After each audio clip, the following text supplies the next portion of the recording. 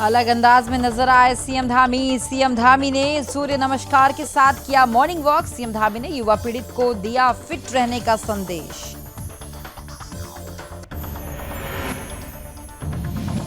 देवभूमि उत्तराखंड के बजट सत्र से पहले बीजेपी मंत्रिमंडल की बैठक। सीएम धामी ने कहा उत्तराखंड राज्य भारत के सर्वश्रेष्ठ राज्यों में शामिल हो, जिसके लिए बजट सत्र में किया गया है प्रावधान।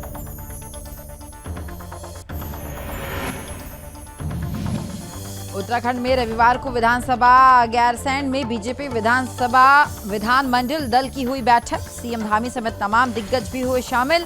कई अहम मुद्दों पर हुई चर्चा।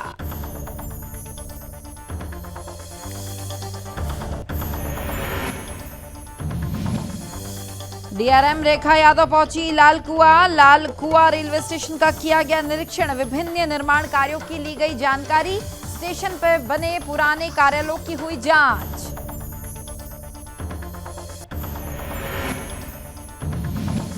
और उत्तराखंड में विधानसभा बजट की हुई शुरुआत। राज्यपाल के अभिभाषण से बजट सत्र की हुई शुरुआत। सत्र 6 दिन के लिए गैरसैंण में होगा आयोजित। गुरमीत सिंह को दिया गया गार्ड ऑफ ऑनर।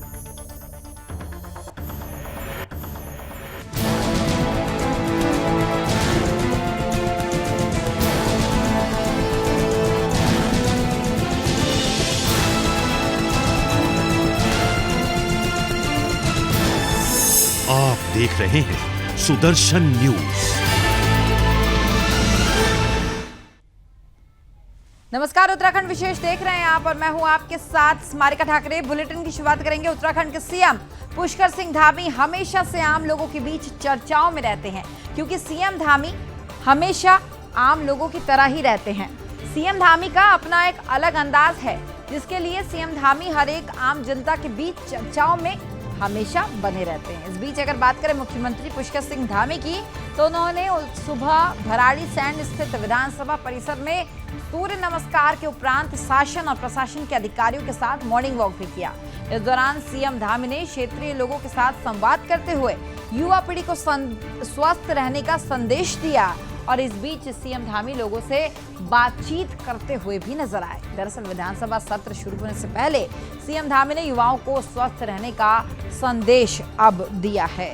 तो लगातार आपको बताएं कि मॉर्निंग वॉक पर सीएम धामी अक्सर इस तरीके से निकल जाते हैं और युवा पीढ़ी को ये खास तौर पर संदेश दिया जाता है कि स्वस्थ इंडिया जब तक स्वस्थ रहेगा नहीं, तब तक स्वस्थ इंडिया बनेगा नहीं। और यही संदेश के साथ सीएम धामी ने सूर्य नमस्कार भी किया।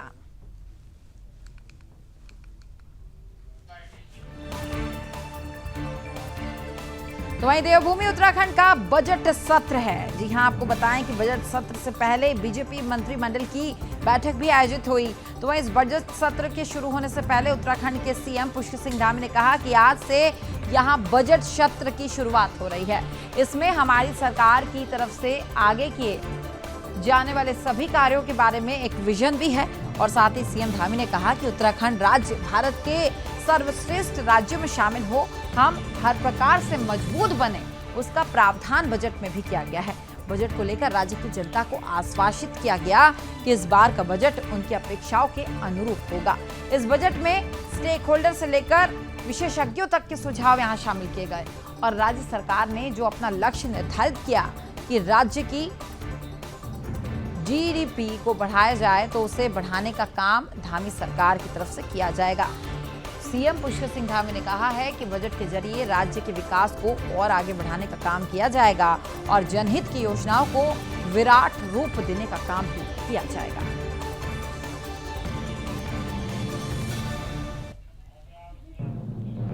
तो वहीं उत्तराखंड में रविवार को विधानसभा गैरसैंण यानी कि भराड़ीसैंण में बीजेपी विधानमंडल दल की बैठक भी हुई, जिसमें उत्तराखंड के सीएम पुष्कर सिंह धामी शामिल हुए। तो वहीं इस बैठक में संसदीय कार्य मंत्री प्रेमचंद अग्रवाल, बीजेपी प्रदेश अध्यक्ष महेंद्र भट्ट और विधायक गण मौजूद रहे।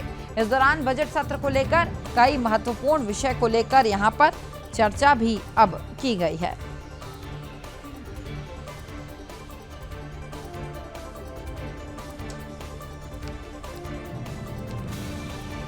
तो वहीं बरेली मंडल रेल प्रबंधक रेखा यादव उत्तराखंड के लालकुआ पहुंची, जहां रेखा यादव ने रेलवे स्टेशन लालकुआ का निरीक्षण भी किया। इस दौरान उन्होंने विभिन्न निर्माण कार्यों का निरीक्षण करके प्लेटफॉर्म की साफ सफाई पर नाराजगी भी व्यक्त की है।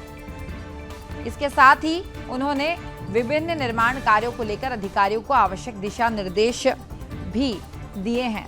आपको बताएं कि बरेली से विशेष ट्रेन ने लालकुआ पहुंची और बरेली मंडल रेल प्रबंधक रेखा यादव ने सबसे पहले स्टेशन के कंट्रोल रूम में जाकर हर प्रकार की जानकारियां यहां ली। इसके बाद उन्होंने रेलवे स्टेशन पर बने कमरों और पुराने कार्यालयों की भी जांच पड़ताल की और इस दौरान उन्होंने सभी प्लेटफॉर्म पर साफ सफाई का जायजा भी लिया है, जिसके बाद उन्होंने यात्री सुविधाएं, पार्सल रूम, रनिंग रूम, पैदल पुल, पुरानी पार्किंग, टिकट घर का अवलोकन भी किया और साथ ही डीआरएम ने रेलवे स्टेशन के बाहर पार्किंग और मुख्य द्वार तक पहुंचकर यात्री सुविधाओं का अवलोकन भी किया। इस दौरान उन्होंने स्टेशन द्वार के आगे लोगों के बने हुए कुछ भवन को हटाने के लिए अधिकारियों को जरूरी दिशा निर्देश देने की कार्रवाई भी की है। आपको बताएं कि इस बीच उन्होंने ये भी कहा कि रेल यात्रियों को बेहतर सुविधा मिल पाए, उसके लिए अभी काम इस वक्त चल रहा है। उन्होंने ये भी कहा कि लालकुआ रेलवे स्टेशन बहुत जल्द एक मॉडल स्टेशन बनेगा, जिस पर अब काम चल रहा है। उन्होंने कहा कि रेलवे स्टेशन के आगे कुछ अतिक्रमण भी है, जिन्हें हटाने के लिए अधिकारी को दिशा निर्देश अब दे दिए गए हैं और इसके अलावा उन्होंने ये भी कहा है कि ओवरब्रिज जो बनने जा रहा है उसका खाका बनकर अब तैयार कर लिया गया है और रेलवे पूरी तरह से अब तैयार है। मामला राज्य सरकार पे का भी है। के अलावा अगर आप कह रहे हैं कि आप एक अच्छा स्टेशन चाहते हैं, एक अच्छा परिसर चाहते हैं, तो उसमें ये नहीं होना चाहिए कि बाहर का गाय भी आ रही है, बच्चे कपड़े धोने आ रहे हैं, उस टाइप का चीज़ नहीं होनी चाहिए। तो आपको अपना जो परिसर है उसको साफ, सुरक्षित, महफूज रखना है। उसके लिए जो है और उसके बाद यहाँ ज़मीन अगर है उसमें किस तरह से हम अच्छा उपयोग कर सकते हैं, ये चीज़ इसमें है। उसमें से कुछ है कि अगर अभी तो जरूरत है अतिक्रमण, तो जो रेलवे की भूमि है देखिए उसमें तो रेलवे के पास आनी चाहिए, बिकॉज ये रेलवे के पास नहीं आएगा, ये पैसेंजर्स के लिए जा रहा है। रेलवे जमीन तक क्या करेगी जब तक वो पैसेंजर्स का नहीं करेगा, उसमें कोई एमिनिटी क्रिएट करेगी। तो हम लोग पैसेंजर एमिनिटी क्रिएट करने की बेटर सर्कुलेशन हो। अभी आप लोग आते हैं, उसके बाद वहाँ से निकल के जाने में आपकी 3 गाड़ियाँ इकट्ठी हो जाए तो वहाँ से निकल नहीं पाएंगे। तो वहीं उत्तराखंड में विधानसभा बजट की शुरुआत हो गई है। आपको बताएं कि सत्र 6 दिन के लिए गैरसैंण में आयोजित किया जा रहा है। इस दौरान राज्यपाल गुरमीत सिंह के अभिभाषण से सोमवार 13 मार्च को गैरसैंण में विधानसभा बजट सत्र 2023 की शुरुआत हुई है। इस दौरान राज्यपाल लेफ्टिनेंट जनरल गुरमीत सिंह को विधिवत तरीके से विधानसभा पहुंचने पर गार्ड ऑफ ऑनर दिया गया है और सीएम पुष्कर सिंह धामी ने कहा है कि राज्य के लिए सरकार का विजन इस बजट में झलकता हुआ साफ तौर पर दिखाई देता है। हमें ये उम्मीद है कि सभी नेता राज्य के विकास में योगदान देंगे और सत्र की कार्रवाई में मुख्यमंत्री श्री पुष्कर सिंह धामी, विधानसभा के अध्यक्ष श्रीमती ऋतु खंडूरी भूषण और साथ ही विधायक गणों ने प्रतिभाग भी किया है।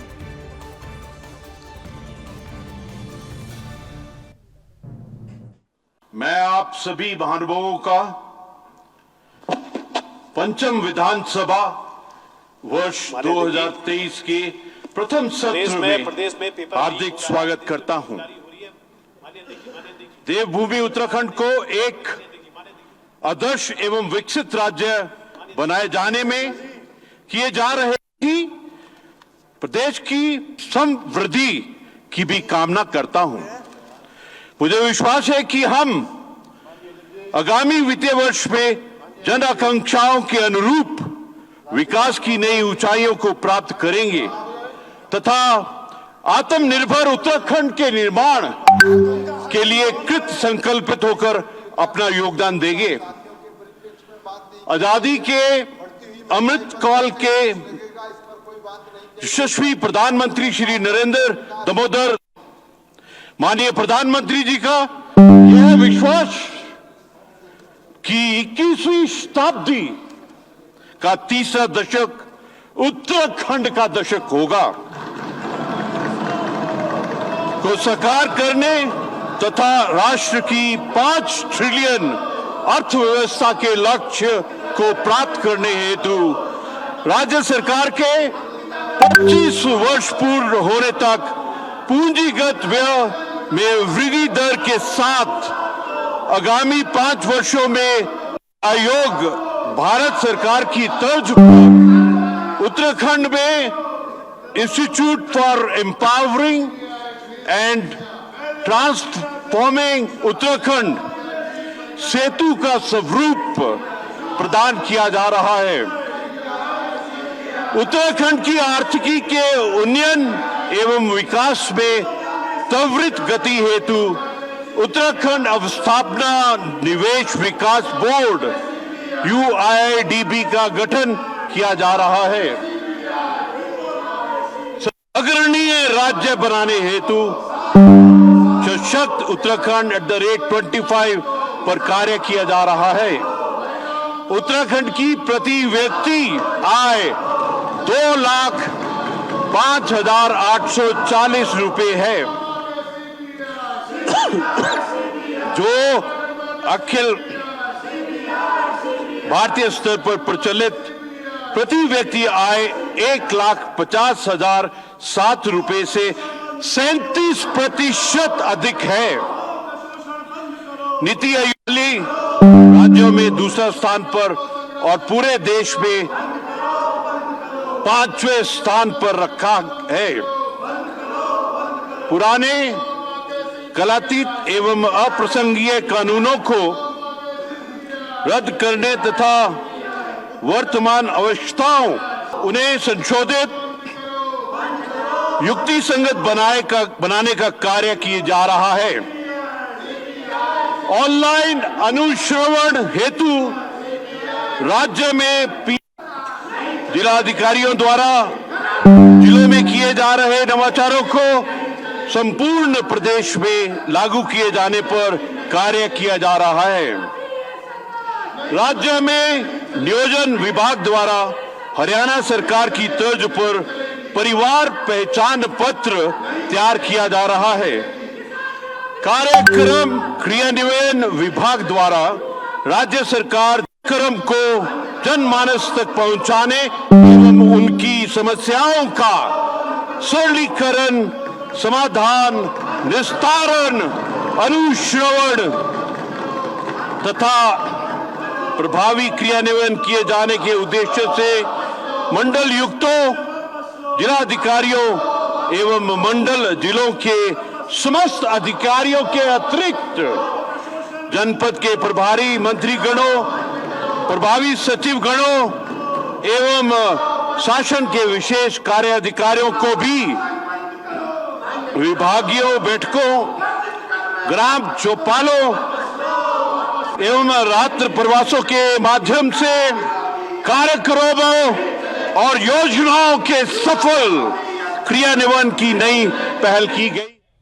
तो आप सुन रहे थे उत्तराखंड का विधानसभा का बजट किस तरीके से राज्यपाल गुरमीत सिंह जी पेश कर रहे थे। और इस बीच अब चलिए बात करेंगे चारधाम यात्रा की। जी हां, चारधाम यात्रा की तैयारियां पूरे जोर शोर से चल रही है। ऐसे में जिलाधिकारी अभिषेक रोहेला ने बड़कोट डायट सभागार में आगामी चारधाम यात्रा को लेकर तैयारियों को लेकर अब अधिकारियों को महत्वपूर्ण दिशा निर्देश लेकर एक महत्वपूर्ण बैठक आयोजित की। बैठक में जिला पंचायत अध्यक्ष दीपक विजयवाण, पुरोला विधायक दुर्गेश्वर लाल, यमुनोत्री के विधायक संजय डोभाल भी शामिल हुए हैं। बैठक में चारधाम यात्रा को लेकर तैयारियों को लेकर खास बातचीत भी हुई और साथ ही जिलाधिकारी ने सड़क मार्ग की समीक्षा करते हुए यमुनोत्री नेशनल हाईवे को यात्रा से पहले दुरुस्त करने के निर्देश अब NH को दिए हैं। यात्रा को सुगम और सुरक्षित संचालन को लेकर सड़क मार्ग को सुरक्षित बनाने को भी कहा गया। जहां डेंजर जोन है उन्हें चिन्हित करने की बात भी कही गई। साथ ही आपको बताएं कि जिलाधिकारी ने यह भी कहा है कि जहां क्रैश बैरियर, पैराफिट साइनेज लगाए जाने की आवश्यकता है, वहां सभी कार्य यात्रा से पहले पूर्ण रूप से सुनिश्चित हो जाए, इस बात का खास ध्यान रखा जाए। जिलाधिकारी ने कार्यदायी संस्थान को निर्देश दिया कि यात्रा से पहले यमुनोत्री नेशनल हाईवे पर निर्माणाधीन मोटर पुल का निर्माण कार्य हर हाल में पूरा किया जाए। साथ ही आपको बताएं कि सड़क के दाएं बाएं पड़े मलबे को भी हटाने के निर्देश यहाँ दिए गए हैं। और साथ ही इतना ही नहीं, राना गांव में प्रमुख मार्गों पर पड़े मलबा को भी तत्काल प्रभाव से हटाने के आदेश दिए गए। जिलाधिकारी ने जिला पंचायत को सफाई व्यवस्था को लेकर निर्देश दिए हैं कि सड़क मार्ग पर पर्याप्त मात्रा में कूड़ेदान लगाया जाए ताकि लोगों को किसी भी तरीके की कोई परेशानी यहाँ ना हो।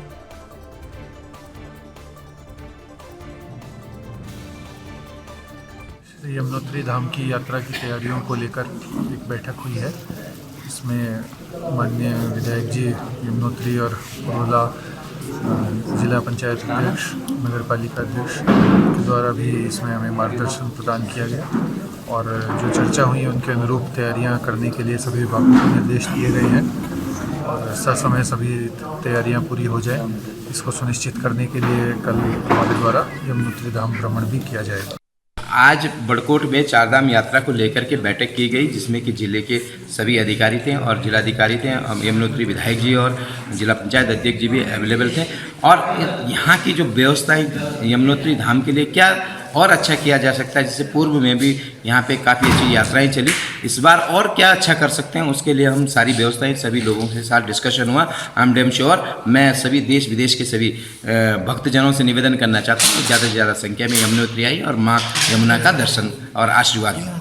आज ये यमुनोत्री के लिए जो यात्रा शुरू होने वाली है, उसके लिए आज सभी अधिकारियों के साथ, जिलाधिकारी के साथ बैठक की गई है और उसके लिए सभी को 15 अप्रैल एक डेडलाइन दी गई है कि तब तक पूरी तैयारियां हो जाए। नहीं तो जिस विभाग की तैयारियां अगर सही नहीं पाई गई उस पर जवाबदेही तय होगी और यात्रा बिल्कुल निर्बाध और व्यवस्थित ढंग से चले, इसके लिए सभी को निर्देशित किया गया।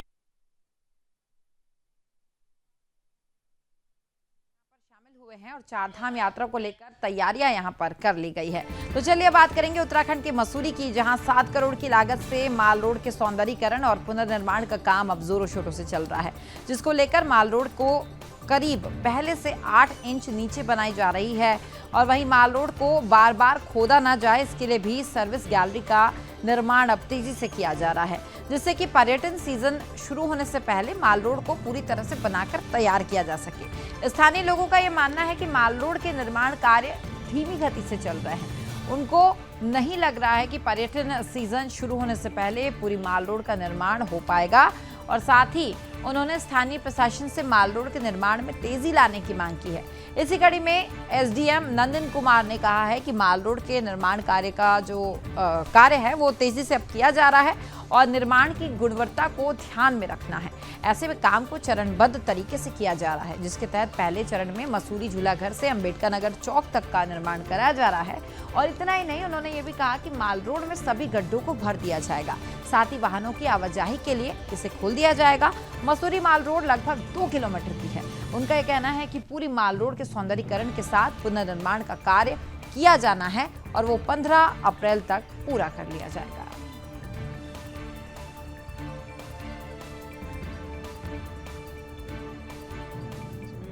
हमारी बात होते रहती है, जो कार्यदायी संस्था है और जो संबंधित कॉन्ट्रैक्टर है, कल भी उनके साथ एक मीटिंग हुई थी। तो जो सीजन स्टार्ट होगा मई से, तो हम जो टारगेट है हमारा कि उसके पहले तक काम कर दिया जाए। अभी जो ये हमारा स्ट्रेच हो रहा है, जो चल रहा है आपका झूलाघर से जो आपका अम्बेडकर चौक तक है, तो वो भी कार्य जो है उसमें अभी काम चल रहा है। तो अगले 2-3 दिन के अंदर इस पे जो है आपकी गाड़ियों की चलने लायक स्थिति कर दी जाएगी। उसके बाद आगे की जो एक्सकवेशन की कार्रवाई है वो आरंभ की जाएगी।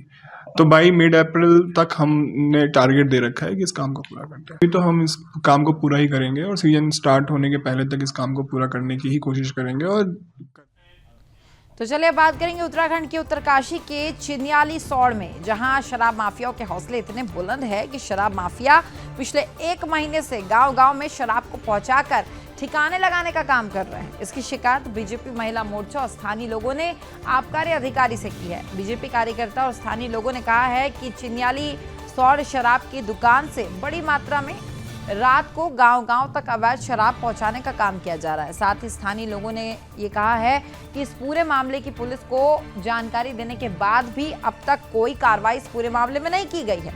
तो स्थानीय लोगों की अगर बात करें तो इनकी शिकायत आबकारी अधिकारी से जल्द इस पूरे मामले में कार्रवाई करने के लिए है और फिलहाल अब इस पूरे मामले में अभी जांच जारी है।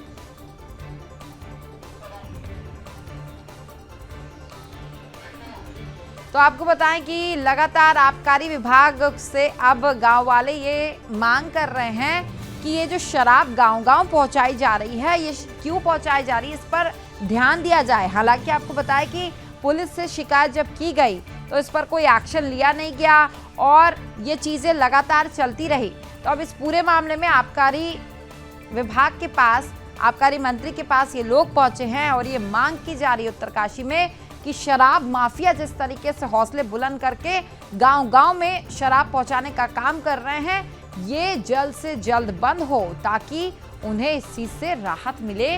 और शराब माफियाओं का आप देखिए कि किस तरीके से यहाँ पर प्रकोप साफ तौर पर नजर आ रहा है।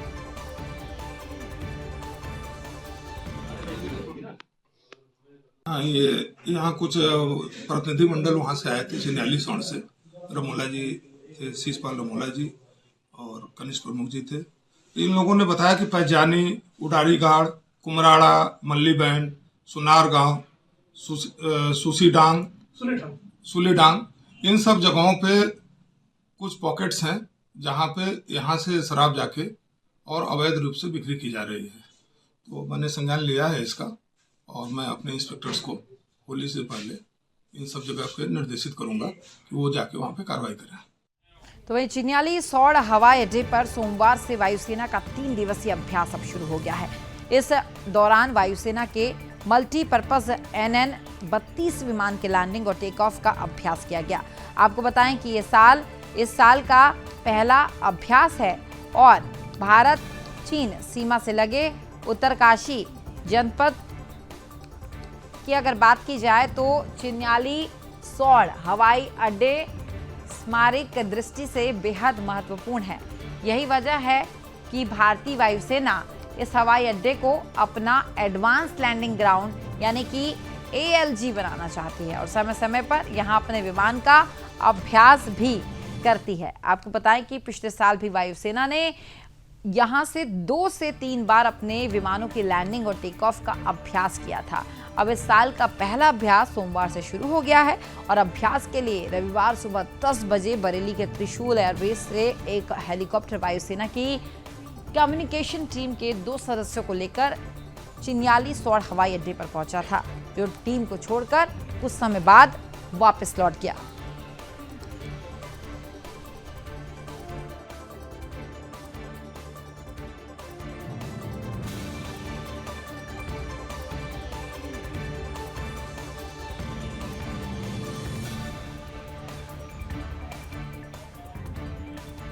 तो वहीं उत्तराखंड के बागेश्वर के जिला कार्यालय में आयोजित जनता दरबार में कपकोट तहसील के दूरस्थ क्षेत्र यानी कि मल्लादालपुर और साथ ही तल्लादानपुर के ग्रामीणों ने गांव तक सड़क पहुंचाने की फरियाद लगाई थी और ग्रामीणों का यह कहना है कि कपकोट क्षेत्र के ग्रामीण क्षेत्रों को मुख्य धारा से जोड़ने के लिए स्वीकृत सड़क, शिक्षा, स्वास्थ्य जैसी मूलभूत सुविधाओं की आवश्यकता भी है। बागेश्वर में आयोजित जनता दरबार में स्थानीय लोगों ने शिकायतें भी रखी और साथ ही ग्रामीणों ने कहा है कि उत्तराखंड के CM पुष्कर सिंह धामी ने हर जिले में अधिकारियों को दिशा निर्देश भी दिया कि हर जिले तहसील में अधिकारियों की तरफ से समस्याओं का समाधान किया जा सके। इसमें कुछ हद तक ग्रामीणों की समस्याओं को अधिकारियों की तरफ से सुना जाता है, लेकिन बहुत सारी ऐसी समस्या है जिनका संज्ञान नहीं लिया जाता।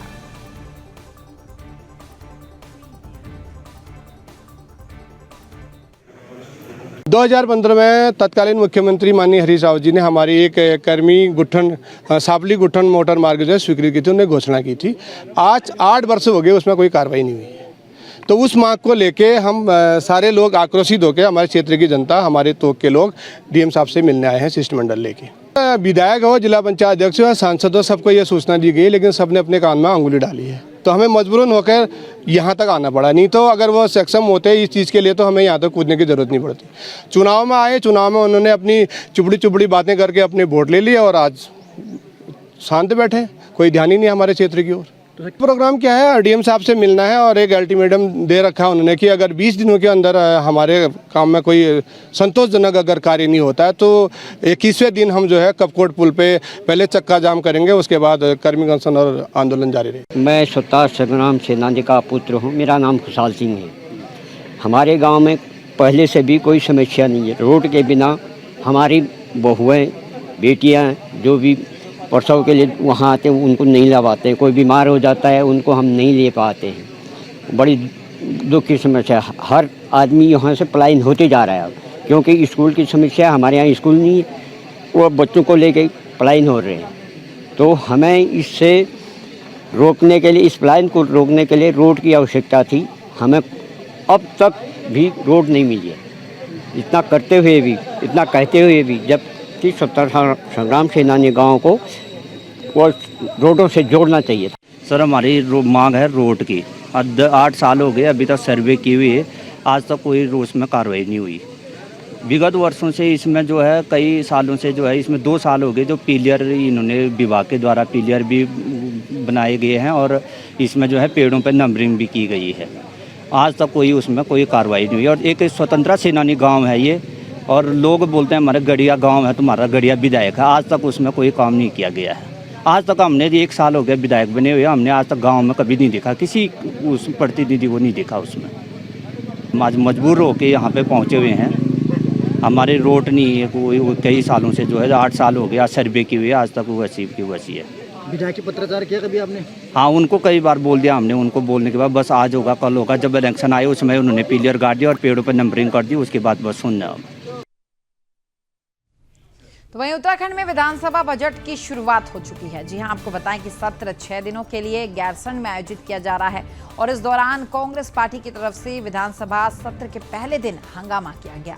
पहले दिन हंगामा हुआ और कांग्रेस कार्यकर्ताओं को जलचट्टी में पुलिस के रोके जाने पर पुलिस और साथ ही कांग्रेस कार्यकर्ताओं के बीच तीखी नोकझोंक भी देखी गई है। तस्वीरों के माध्यम से भी आप देख सकते हैं किस तरीके से जब विधानसभा का पहला दिन हुआ तो पुलिस और कांग्रेस के कार्यकर्ताओं के बीच ये तीखी नोकझोंक जो है वो यहाँ पर देखने को मिली और पहला दिन जो है सत्र का वो हंगामेदार रहा।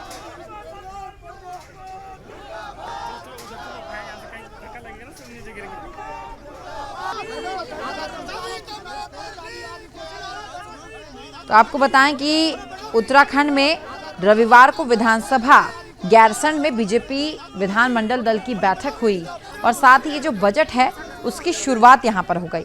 राज्यपाल के अभिभाषण से बजट सत्र की शुरुआत हुई। हालांकि अगर पहले दिन की बात करें तो पहले दिन का नज़ारा आप टीवी स्क्रीन पर देख सकते हैं किस तरीके से पुलिस और कांग्रेस के लोगों के बीच एक गर्मा गर्मी का माहौल देखने को मिला, नोकझोंक हो गई और जो सत्र का पहला दिन था वो हंगामेदार रहा।